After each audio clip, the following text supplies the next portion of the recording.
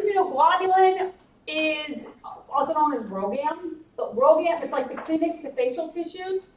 A lot of times they get a name based on like the company that's most known. That's RhoGAM, but it's actually Rh immunoglobulin. We're going to talk about the mode of action, eligibility, workups, and the quantifying tests. So, what Rh immunoglobulin is purified anti-D. So we actually, you've probably seen the articles that come through Facebook and those different things. Meet the man who saved thousands of babies, millions of babies, because this older gentleman had a lot of anti-D. He got a blood transfusion in the military or something. I don't remember the whole story, but he had anti-D, and so he would donate plasma and they purify it and clean it up, and then they give the moms these anti-Ds. So that's all it is. It's purified anti-D that we're giving to the mom. It's commercially prepared from serum of these hypersensitive humans, which is like this gentleman I told you about. They filter it because they want to remove all viral risks, things like that. Of course, these people are tested regularly, all the stuff that goes into all of that.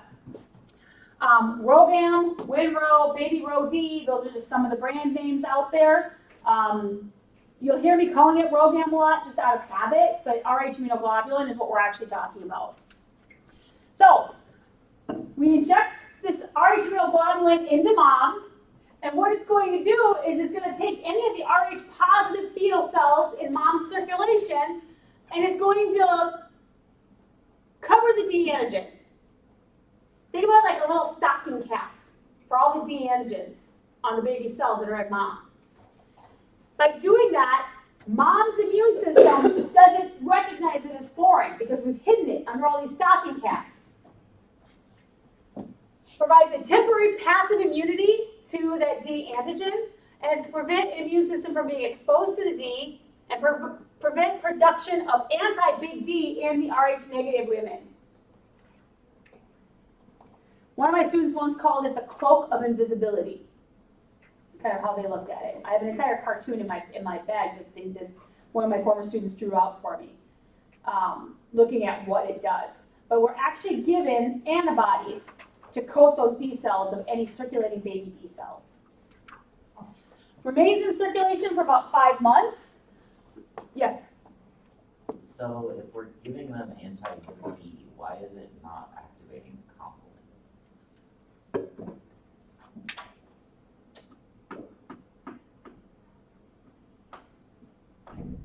I'm not really sure.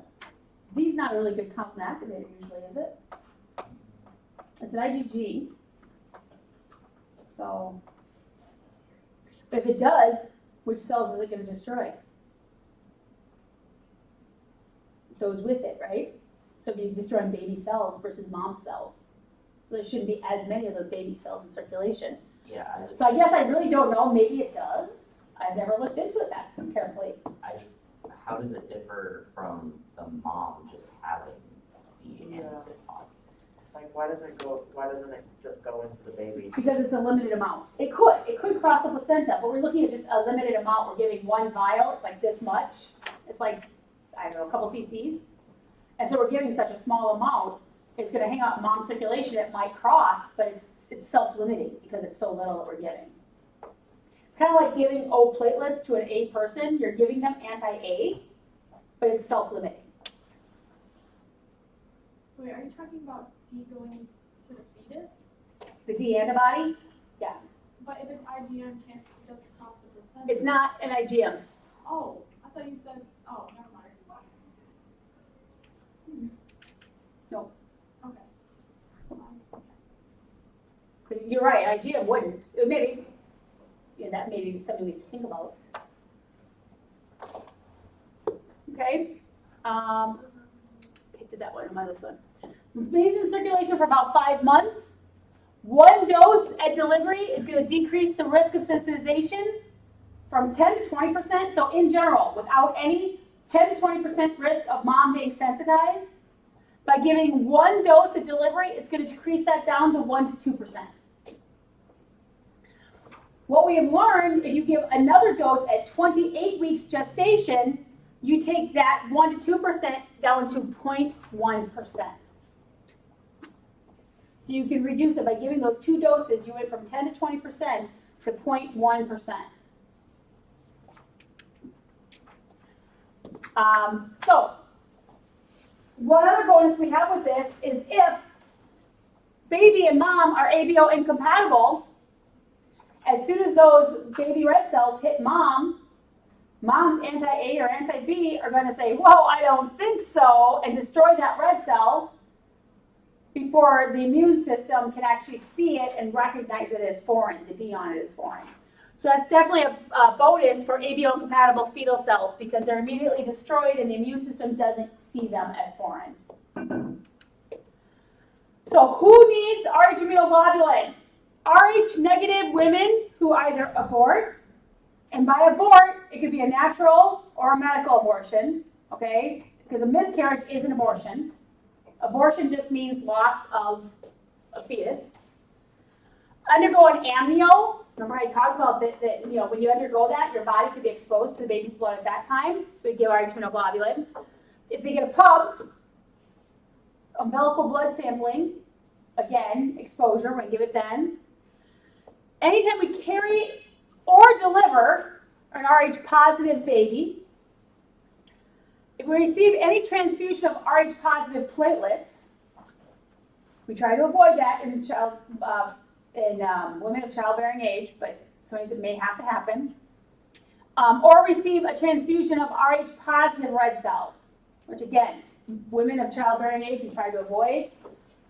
But at that point, we focus on saving the life in front of us and not worry about as much of future life.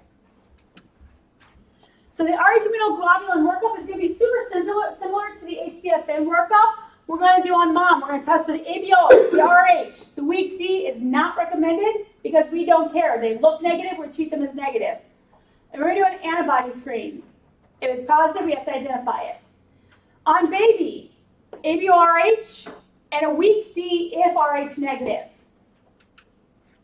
Eligibility for Rh immunoglobulin, you must meet all this criteria. Mom has to be Rh negative. That's why we don't want a weak D, because what if she ends up being weak D positive? It just muddies the waters. Mom has no immune anti-D. So that means active anti-D that she has made herself from prior exposure to D antigen. In our class notes, it says week D testing is optional. It's optional. We don't do it. We don't do it. We teach not to do it. Clinical sites may, when you get out there, follow their policies. We don't do it though because it muddies the water. When is the only time that you do week D testing? Is that for Babies and donors. babies and adults? Babies and donors are the only time we ever do week D testing.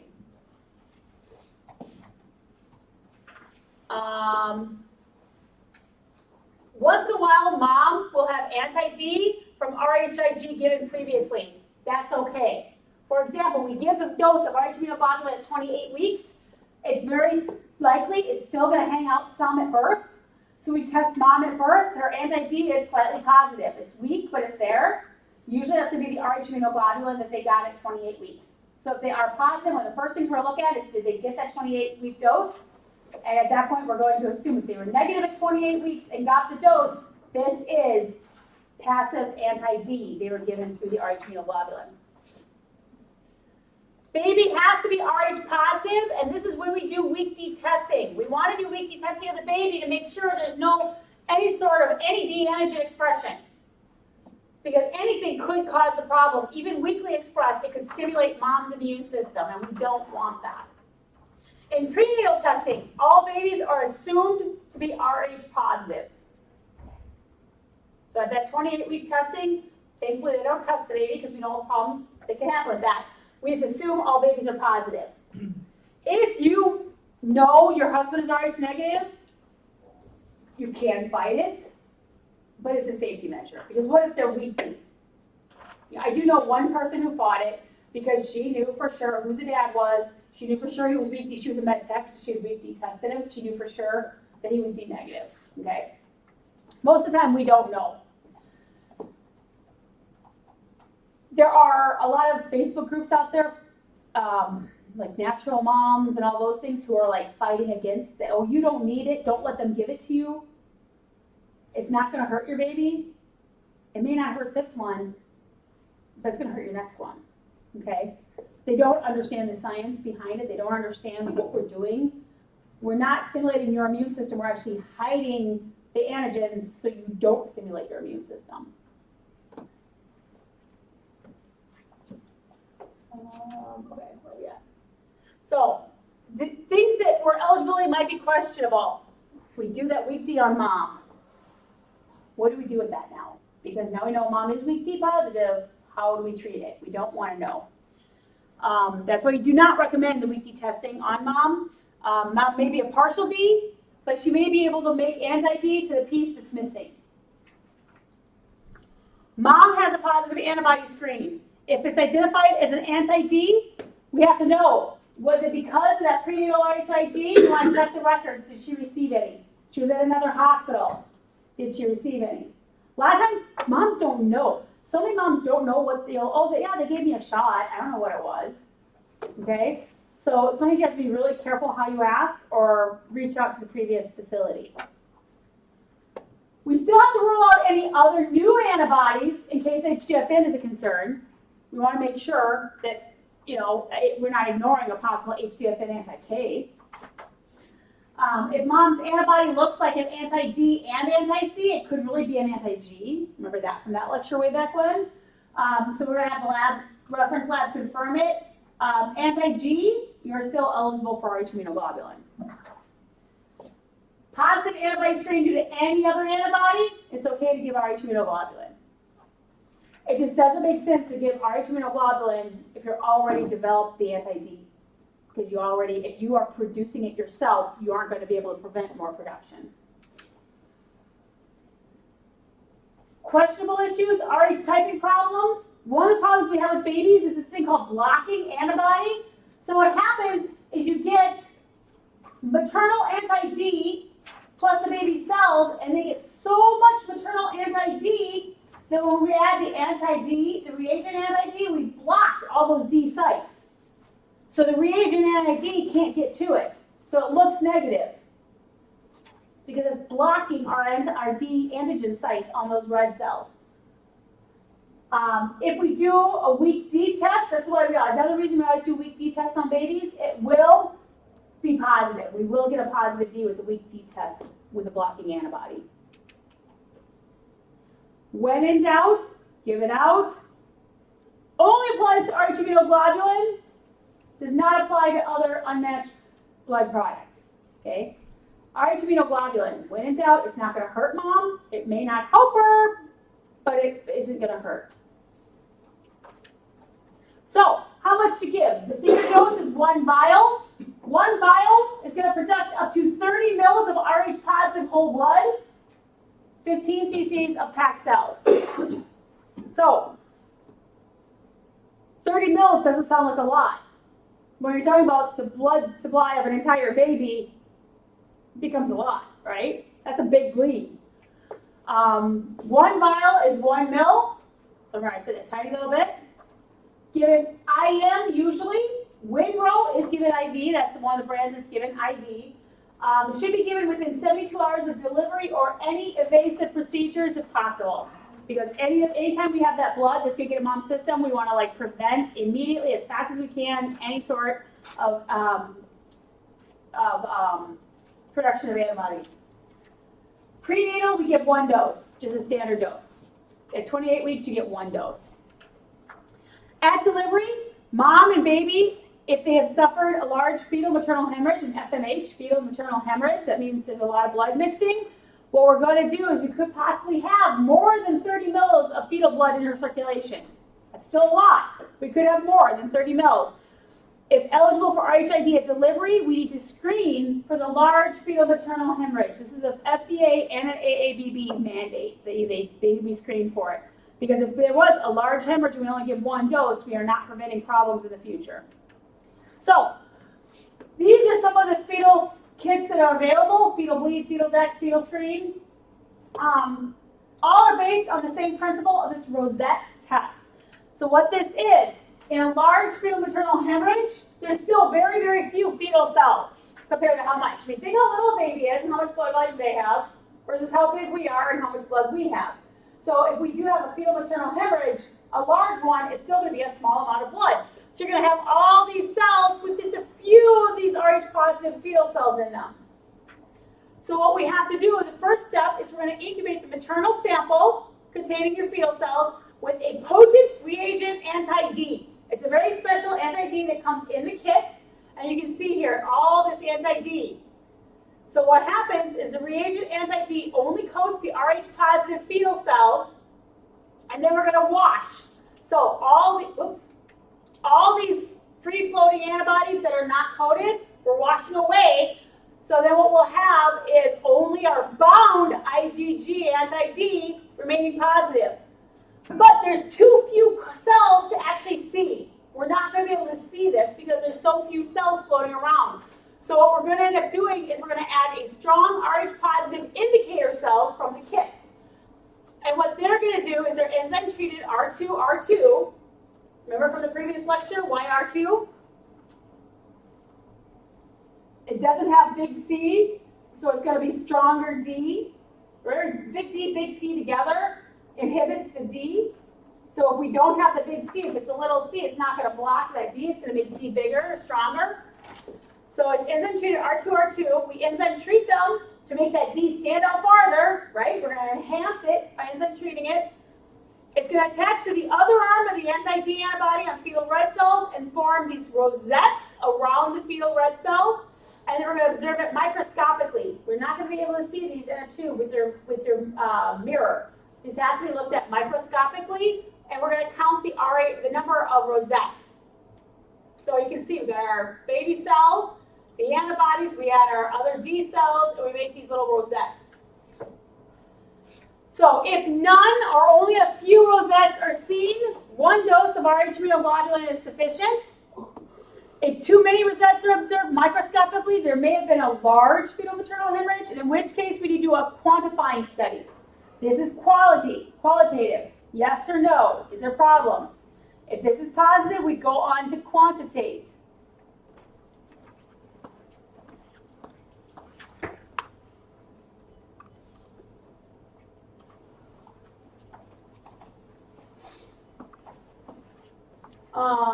KLEIHAUER-BETKE, enzyme-linked antiglobulin test or flow cytometry, depending on where you're at, what they do. KLEIHAUER-BETKE is pretty easy, straightforward. You make a smear of mom's blood, you dip it in acid, and the cells with maternal hemoglobin are destroyed, leaving ghost cells, but the cells with the fetal hemoglobin will remain intact. So we stain that with eosin, and you can see here's our smear, and all these little whites are lysed maternal hemoglobin cells, and these baby ones are the ones that stay intact. Then we're going to count 1,000 cells under a microscope. 1,000 of the lysed and total together, just like you do a retic, right? Same thing. What we're going to do is determine the percent of fetal cells. Then we're going to multiply the percent of fetal cells times 50, and that's going to tell us the amount of the fetal maternal hemorrhage. That's going to give us the volume. How much blood was spilled? How much blood did we pass over? We're going to divide that by 30, because remember 30 mils is what 1 vial covers. And then it's going to tell us how many doses to give, and we always add 1 vial for safety. So if the answer is 2, we give 3. Okay, we always add 1 full extra vial. So for example, 18 fetal cells observed in 1,000 cells. Our percent is 1.8.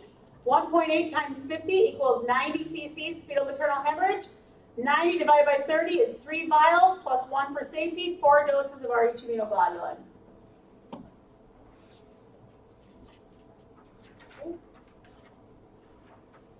The ELAT test is an enzyme-linked antiglobulin test, usually done at a reference lab. Maternal sample gets incubated with reagent anti-D. Any free anti-D is washed away, and the AHG, which is coupled to an enzyme, is added, and that's going to end up, the enzyme is going to change colors. And because this is the problem with this is there's not going to be enough because there's so few baby cells. We're not going to have enough to agglutinate. We're going to add the substrate. It's going to change the color. The amount of color change, the greater the color change, the greater amount of D positive cells in circulation. So summary, Rh immunoglobulin is given to the Rh negative mom to prevent them from becoming sensitized to D. Mom must be D negative with no D of her own making. She can get the Rh immunoglobulin anti-D, but she cannot make her own anti-D. Baby must be D positive. Mom is eligible for Rh immunoglobulin. If she is eligible, we must screen to see how much blood was lost, to see if it was a large fetal maternal hemorrhage. May need to do quantifying tests at that point, KLEIHAUER-BETKE or ELAT in particular.